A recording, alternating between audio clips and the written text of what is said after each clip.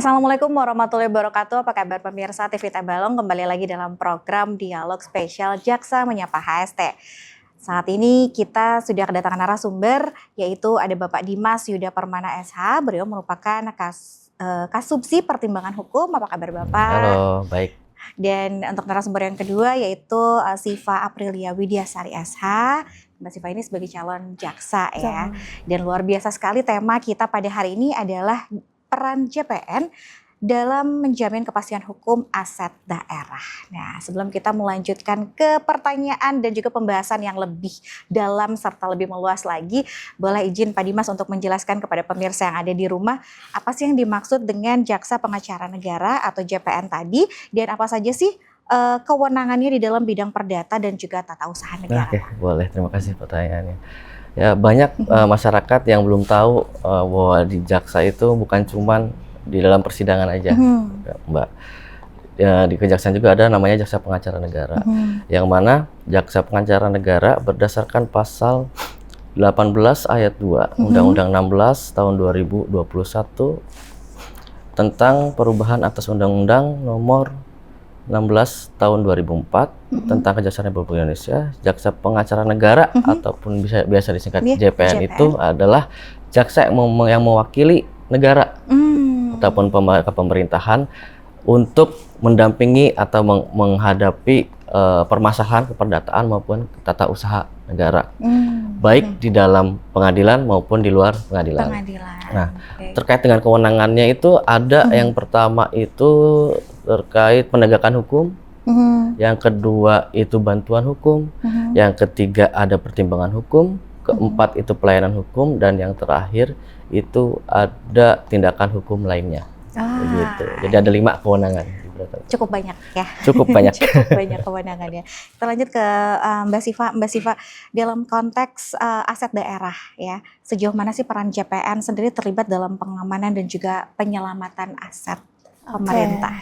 Peran JPN sendiri dalam penyelamatan atau pengamanan aset daerah ini sebetulnya tidak jauh dari wewenang Jaksa Pengacara Negara sebagaimana yang sudah disebutkan oleh Mas Dimas. Jadi kita berperan hanya sebatas sebagai pendamping atau perwakilan ketika pemerintah atau negara ini berhadapan hukum. Seperti contohnya misalnya ada gugatan perdata, di situ Jaksa Pengacara Negara bertindak sebagai perwakilannya mereka lah, perwakilannya negara. Jadi kenapa namanya ada pengacara ya, kita berperan sebagai pengacara, tapi pengacaranya negara atau instansi pemerintahan, termasuk BUMN dan BUMD juga. Kalau berkaitan dengan pendampingan sendiri, Jaksa Pengacara Negara ini berdasarkan permohonan dari lembaga atau instansi pemerintahan, contohnya misalnya dinas-dinas atau ada BUMN atau BUMD yang memberikan permohonan kepada Jaksa Pengacara Negara untuk mendampingi.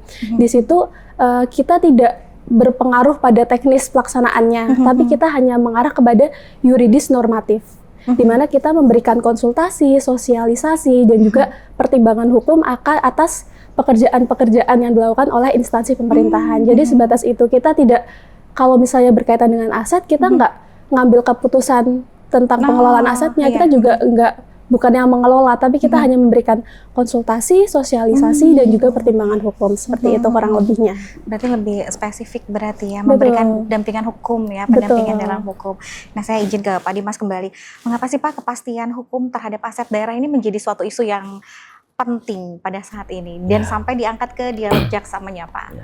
Tentunya yang namanya aset itu kan suatu pengadaan ya, suatu pengadaan yang diberikan oleh pemerintah pusat maupun diadakan oleh pemerintah daerah untuk mendukung atau memfasilitasi SKPD di pemerintah daerah untuk menunjang atau mendukung kinerja dari para SKPD yang mana pasti outputnya pun untuk melayani masyarakat. Jadi jika aset-aset tersebut kalau misalnya aset tersebut memang inventarisasinya ataupun aset-aset tersebut secara legalitas tidak tahu keberadaannya atau administrasinya kurang, itu kan tentunya bakal merugikan SKPD tersebut begitu. Betul. Yang mana momentumnya alhamdulillahnya untuk Kejari HST ini per tahun ini ada nih menyelamatkan aset. Terkait datanya saya lihat soalnya memang cukup banyak alhamdulillah. Pada tahun ini tuh Kejari HST, Kejaksaan Negeri Sungai Tengah itu beserta dengan BPKPD dan disupport oleh badan dan BPN itu telah menyelamatkan 328 sertifikat bidang tanah dengan total luasnya 318.000 dengan nilai aset sebesar 158 miliar 121 juta. Wow. Ya, makanya hal tersebut bisa salah satu menjadi hal yang mendorong ke pemerintahan untuk kedepannya lebih serius lagi dan lebih semangat lagi terkait dengan penginventarisasian aset daerah. Kemudian di samping dengan tadi yang saya jelaskan terkait dengan ada juga nih banyak terjadi mengevaluasi kegiatan kemarin, pelaksanaannya kemarin itu banyak permasalahan yang mana permasalahannya terhadap aset-aset tersebut itu memang banyak keluhannya dan banyak terjadi di lapangan itu banyak aset-aset yang kurang terinventarisasinya dari tiap-tiap SKPD. Itu yang bikin yang membuat kita itu kebingungan nih. Misalnya ada salah satu aset yang bergerak itu misalnya dipinjam pakaikan, ternyata terkait administrasinya itu belum dibuat. Jadi kan kepastian asetnya itu kan dan pemeliharaannya tentunya. Kemudian terkait kalau misalnya setelah diinventarisasi nih sudah ada ternyata ada salah satu atau salah dua kepemilikan atau legalitas asetnya itu dikuasai oleh pihak lain, entah itu bertumpang tindih dengan SKPD lain karena memang awalnya itu mungkin dipinjam pakai tapi administrasinya belum ada, kemudian ataupun dikuasai oleh pihak masyarakat atau pihak orang lain gitu. Karena ini menyangkut tentang aset pemerintahan agak rumit. Kalau aset pribadi mungkin lebih nyaman ya. Kalau aset pemerintahan itu panjang sekali urusannya ya. Kita lanjut lagi ke Mbak Siva nih. Mbak Siva, bagaimana sih posisi JPN sendiri dalam mendampingi pemerintah daerah dibandingkan dengan instansi lain ini seperti BPK atau inspektorat? Oke, berkaitan dengan perannya JPN dibanding instansi lain, pada dasarnya yang membedakan adalah tugas, wewenang, dan juga cara keterlibatannya. Kita seperti yang tadi sudah disampaikan, kalau JPN ini kita hanya bersifat mendampingi ataupun nanti kalau misalnya ada sengketa, kita sebagai perwakilan dari negara. Pendampingan ini kita tidak mengarah kepada teknis pelaksanaannya, tapi kita hanya memberikan konsultasi, sosialisasi, dan juga pertimbangan hukum ketika nanti dalam pengelolaannya apakah sudah sesuai atau belum dengan peraturan perundang-undangan yang berlaku. Sedangkan BPK ataupun inspektorat dan lembaga-lembaga lain, mereka kan lebih ke arah pengawas atau penilai lah dari kinerja yang telah dilakukan oleh pemerintah daerah terhadap aset-aset ini. Jadi kita tidak menghakimi, bahasanya kan kalau biasanya jaksa tuh yang menghakimi atau yang menuntut gitu, padahal tapi kalau JPN di sini posisi kita tidak seperti itu, tapi kita hanya mendampingi agar semua prosesnya dapat terlaksana dengan baik dan sesuai dengan peraturan yang berlaku seperti itu. Luar biasa sekali, sangat menarik dan ini baru dibahas secara terperinci di Jaksa Menyapa. Jangan kemana-mana, kita akan lanjut lagi di segmen kedua, tetap di spesial Jaksa Menyapa.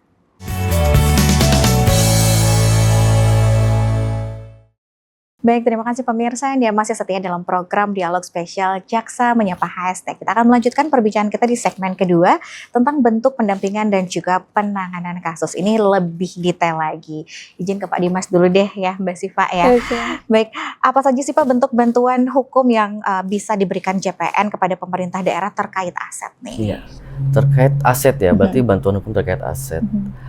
Untuk Jaksa Pengacara Negara sendiri, berdasarkan kewenangan yang saya tadi jelaskan itu terkait dengan aset, yang pertama itu bisa dilakukan penegakan hukum. Penegakan hukum. Dalam kewenangan penegakan hukum ini, jika sudah terjadi nih adanya sengketa, misalnya ada tumpang tindih aset milik pemerintah dengan masyarakat, misalnya, dengan pihak lain, di situ melalui surat kuasa atau maupun permohonan, itu kita bisa memohonkan gugatan. Itu yang outputnya nanti ke persidangan, gitu. Itu masuknya ke litigasi. Kemudian kewenangan kita yang kedua itu di pendampingan hukum. Nah itu pada saat prosesnya, yang mana kewenangan kami di situ itu setelah SKPD atau pemerintah daerah memberikan permohonan dan kami setujui, kewenangan kami itu terkait dengan pengelolaannya, seperti inventarisasi, pengelolaannya sampai ke pengamanannya itu kami diikutsertakan terkait kebijakan, terkait yuridis normatifnya dan administrasinya. Itu kewenangan kami di pendampingan hukum. Kemudian terkait dengan yang ketiga itu ada kewenangan kami di tindakan hukum lain. Itu jika terjadi adanya sengketa antara SKPD dan SKPD. Kalau tindakan hukum lain harus SKPD dan SKPD. Yang mana jika terjadi tumpang tindih nih asetnya, tumpang tindihnya bukan dengan pribadi, tapi misalnya yang tadi saya jelaskan juga ada aset yang dipinjam pakaikan, tapi administrasi awalnya itu memang belum dibuatkan atau ada maladministrasi. Di situ biasanya efeknya itu Mbak, itu tuh di tahun-tahun selanjutnya yang udah lama nih. Karena tidak terupdate. Iya, tidak terupdate dan tidak terinventarisasi. Akhirnya dengan pejabat-pejabat barunya nanti di SKPD itu pada lupa nih. Oh ya, ini punya siapa ya? Ini perasaan punya dinas A, ini punya dinas B. Disitulah kami hadir nanti. Disitulah kami hadir untuk bisa menjadi mediasi, konsiliator maupun fasilitator terkait dengan persengketaan antara dua SKPD. Begitu. Nah, mekanismenya sendiri seperti apa Pak? Dari permohonan SKPD atau juga dinas terkait atau pemerintahan daerah sendiri untuk meminta pendampingan kepada kejaksaan lewat JPN ini seperti apa? Apakah memang dari pemerintah membuat surat permohonan dulu, lalu mungkin dianalisis dulu kasusnya seperti apa? Silakan dijelaskan. Iya, terima kasih. Terkait ini di pendampingan hukum ya, terkait dengan kewenangan kita di pendampingan hukum atau pertimbangan hukum. Di situ emang tidak secara khusus Mbak terkait dengan aset. Memang terkait dengan SOP kita tersendiri itu keseluruhan pendampingan hukum itu dengan cara yang sama. Yang itu yang pertama itu melalui permohonan dari pemerintah daerah dulu. Jadi pemerintah daerah bermohon ke kami untuk dilakukannya pendampingan hukum terkait dengan kegiatan apa. Kemudian setelah permohonan sampai, kita ada namanya itu ditelaah terlebih dahulu terkait terkait dengan surat permohonan tersebut ditelaah. Kalau misal memang tidak ada permasalahan di situ, kita memberikan kesempatan kepada SKPD yang bermohon itu untuk dilakukannya ekspos atau pemaparan agar kita lebih rinci apa sih kegiatan yang mau didampingi ini, misalnya terkait data-datanya atau terkait dokumentasinya atau keadaan di lapangan seperti apa, dan bentuk-bentuk apa saja nih yang akan didampingi, apakah ada batasannya atau seperti apa. Kemudian setelah ekspos dilakukan, kita buat adanya berita acara ekspos. Kemudian ditelaah ulang, kembali terkait data-data yang telah disampaikan melalui pemaparan itu ditelaah kembali oleh kami, di mana jangan ada namanya konflik of interest di dalamnya. Apakah di dalam pendampingan kegiatan tersebut sudah ada permasalahan yang lain, pidana maupun pendataan atau melakukan tindak pidana terkait tindak pidana korupsi di dalamnya, itu tentunya harus kami telaah dulu, harus kita lihat dulu. Kalau misalnya memang salah satunya masih ada permasalahan, berarti kita tidak bisa terima begitu.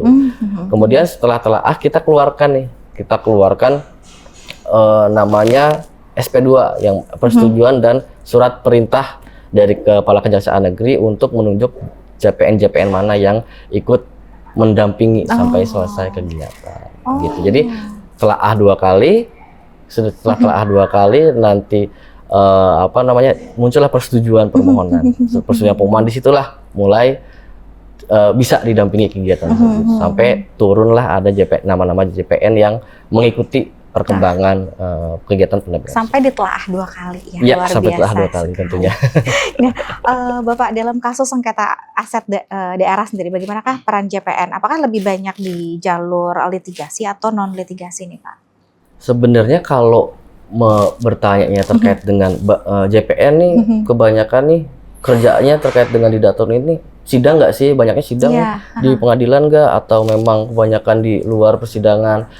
Kalau itu gimana kondisi daerahnya ya, Mbak? Soalnya kalau misalnya memang banyak aset-aset atau sengketa-sengketa tanah tentunya atau gugatan-gugatan itu tentunya banyak di persidangannya atau di litigasinya di dalam persidangan. Namun khususnya dalam di Kabupaten Hulu Sungai Tengah sendiri itu memang selama ini kita aman Alhamdulillahnya itu aman. Alhamdulillah. Tidak ada sengketa, tidak ada gugatan. Yang mana ada pun sengketa, biasanya kita selesaikan di luar pengadilan, yaitu non litigasi dengan cara memediasi ataupun memfasilitasi SKPD terkait untuk memberikan fasilitas terkait bagaimana nih solusinya begitu. Jadi kalau misalnya di HST sendiri kita kebanyakan di non litigasi, kita lebih ke preventif. Alhamdulillahnya itu kita lebih ke pencegahan, di mana pada saat pekerjaan sendiri SKPD ini secara bagusnya itu sudah menggandeng instansi-instansi juga seperti saya, seperti kejaksaan, seperti terkait aset berarti BPKPD maupun BPN. Jadi pada saat prosesnya itu memang sudah berkoordinasi dengan instansi terkait sebelum terjadinya adanya gugatan, yang mana itu harus ditempuh melalui litigasi. Alhamdulillahnya di Kabupaten HST. Ya berarti memang tergantung dari daerahnya masing-masing. Betul. Dan untuk HST alhamdulillah lebih ke non litigasi. Wah, luar biasa sekali. Saya lanjut ke Mbak Siva kalau gitu. Mbak, strategi dari JPN sendiri dalam menyelamatkan aset daerah yang sudah terlanjur dikuasai oleh pihak lain. Ini mungkin agak sedikit alot ya, karena memang sudah dikuasai oleh pihak yang lain. Strateginya seperti apa nih, Mbak? Strategi dari JPN sendiri terkait aset daerah yang mungkin sudah dikuasai oleh pihak lain, ini kita melaksanakan dengan secara bertahap. Jadi ada tahapannya. Kita nggak bisa ketika mengetahui itu dikuasai oleh pihak lain, kita langsung gugatan, nggak bisa gitu. Jadi kita harus ada tahapannya. Pertama dari pendekatan persuasif, di mana kita mengidentifikasi apakah aset itu tuh beneran milik pemerintah sih, atau emang punya pihak ketiga. Dari identifikasi ini, kita dapat memverifikasi dokumen-dokumen terkait aset itu. Selanjutnya kita dapat melakukan negosiasi. Negosiasi ini adalah JPN menjadi negosiator antara pemerintah daerah dengan pihak yang dalam artian memiliki itulah, dikuasai, yang menguasai pihak ketiganya itu. Dilakukan negosiasi antara pemerintah daerah dengan pihak ketiga. Setelah kalau misalnya negosiasi itu ternyata masih belum memenuhi titik terang nih, kita belum tahu. Ada bisa juga ke JPN ini memberikan fasilitasi mediasi sebagai mediator. Mediator antara mereka, tapi kalau misalnya itu masih juga belum menemukan titik terang, ada yang namanya somasi. Somasi ini menjadi bukti bahwa pemerintah daerah sudah melalui jalur damai, jadi nggak langsung ke gugatan perdata. Tapi kalau misalnya itu ternyata masih alot juga nih, masih belum memenuhi titik terang, dapat dilakukan gugatan perdata ke pengadilan. Jadi emang harus dilakukan secara bertahap, nggak bisa kita langsung menuntut itu, karena verifikasi dokumen terkait aset itu juga penting. Betul. Jadi selama prosesnya perlu kerjasama antara JPN, pemerintah daerah, BPN, dan lembaga-lembaga instansi lainnya agar dapat terlaksana dengan baik dalam prosesnya. Jadi memang dalam pelaksanaannya juga JPN tidak bisa bekerja sendirian, harus berkolaborasi dengan yang lainnya. Ya. Penting banget kolaborasi. Diusahakan sampai ke 3 tahap ya ini ya. Lebih baik sebelum pengadilan lah diselesaikan. Masih diusahakan gitu ya. Baik, apa sih Mbak tantangan terbesar yang dihadapi oleh JPN dalam menangani persoalan aset daerah ini? Ini mungkin di HST ya. Untuk umum khususnya ya di HST ini, permasalahan ini bukan hanya berkaitan dengan hukum. Permasalahan aset ini ada juga permasalahan-permasalahan berkaitan dengan administrasi, fisik, dan juga pelaksanaannya di lapangan.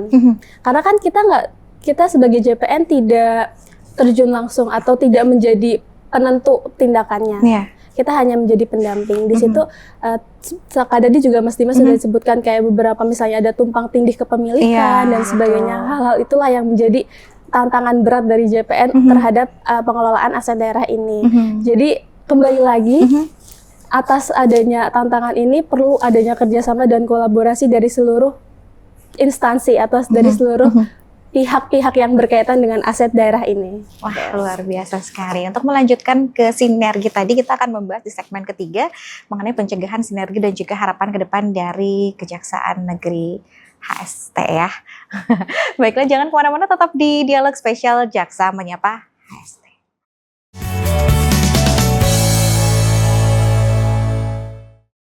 Kembali lagi dalam program Dialog Spesial Jaksa Menyapa HST, kita akan melanjutkan perbincangan kita nih. Saya lanjut lagi ke Pak Dimas nih, Pak Dimas.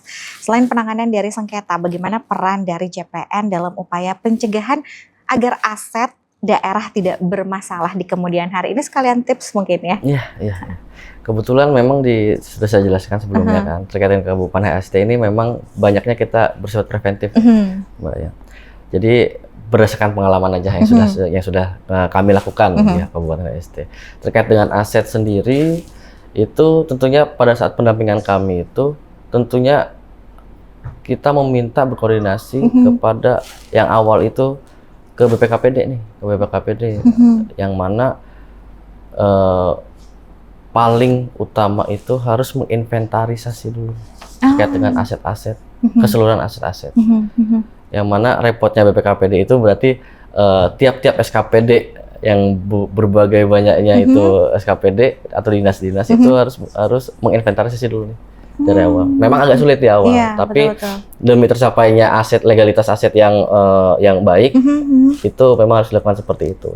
Yang pertama itu inventarisasi dulu nih.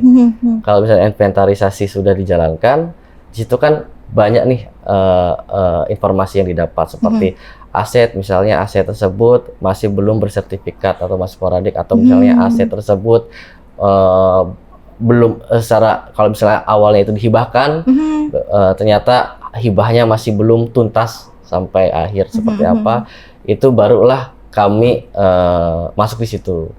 Terkait misalnya memediasi kah, atau misalnya kita terkait dengan bagaimana administrasinya, kita menggandeng BPN kah, terutama BPN jika misalnya masih ternyata awalnya itu aset tersebut masih sporadik, belum diterbitkan sertifikat. Kalau misalnya sudah terbit sertifikat ternyata namanya belum dialihkan ke aset ke pemerintahan, itu kan salah satu yang perlu ditempuh gitu, Mbak. Jadi yang paling utama itu terkait dengan pencegahan itu tata kelolanya terlebih dahulu, tata kelola terkait dengan penginventarisasian tiap-tiap SKPD, yang mana itu perlu dilaporkan ke BPKPD.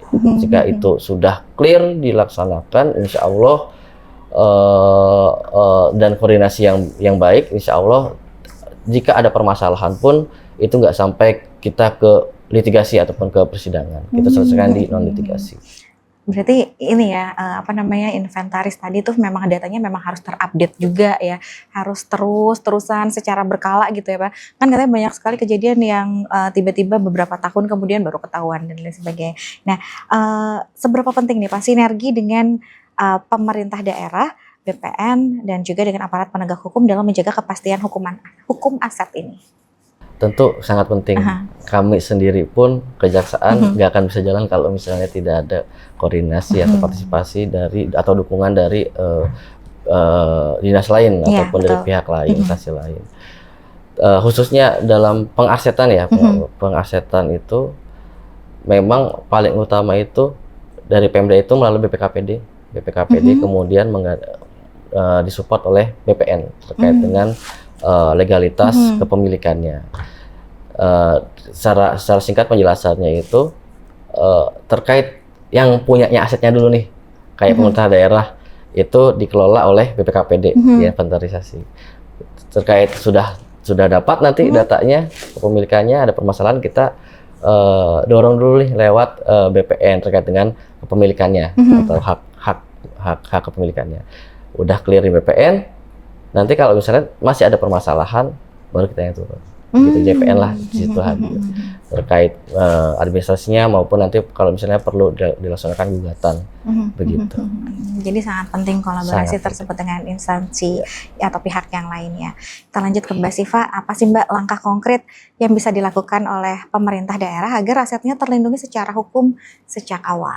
Oke, untuk langkah konkret pemerintah daerah ini kita harus melaksanakan, pemerintah daerah lebih tepatnya dan harus melaksanakan pengelolaan aset secara sistematis. Jadi dari hulu, dari perencanaan sampai ke hilirnya. Hilirnya itu pemanfaatan dan pengawasan aset itu. Jadi langkah siklus yang tepat ini dan sesuai dengan peraturan perundang-undangan ini menjadi langkah awal awal agar aset daerah ini dapat terlaksana dengan baik, meminimalisir terjadinya pelanggaran-pelanggaran atau adanya sengketa-sengketa yang ada. Itu jadi dari mulai inventarisasi aset, sertifikasi aset, hal-hal seperti itu harus diperhatikan. Diperhatikan dalam artian dilaksanakan sesuai dengan peraturan perundang-undangan agar nantinya pengelolaan aset ini bisa tepat guna, tepat mutu, dan dapat dimanfaatkan oleh masyarakat. Karena kan namanya aset pemerintah daerah, betul, aset milik masyarakat juga, bukan hanya milik pemerintah. Jadi aset ini harus dapat dimanfaatkan oleh masyarakat luas. Selain itu, langkah pemerintah melalui pendampingan dengan JPN ini juga menjadi langkah strategis dalam melaksanakan pengelolaan aset daerah yang lebih baik.